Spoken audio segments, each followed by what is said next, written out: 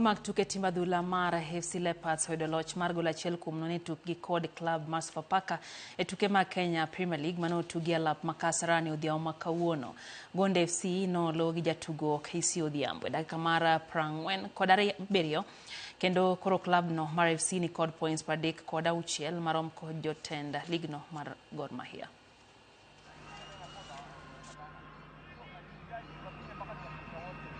Meletona na Samuel Semu Mbaja, kichwa chake Randy KC!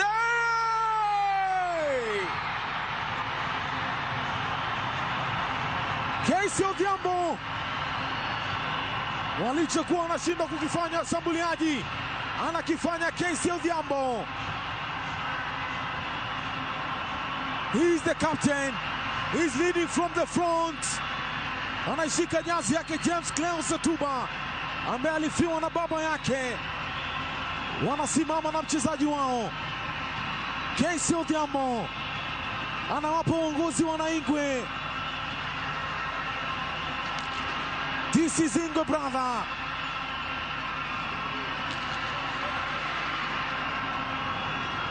Kazi kubwa inahitaji watu wakubwa, na KC amelibeba jukumu. Lutisi anakata mauno tuku. Hii ni VA. Meletwa ndani na Samuel Semu Mbaja, ikabatiza KC Odhiambo. Alikuwa on point kabisa, akaivurumisha tu kuishia kwenye nyavu kule. Wakati unakwenda katika nyavu ulimgusa Ronald Musumba, lakini what could he have done? Angefanya nini? Umekwenda kuishia tu kwenye nyavu.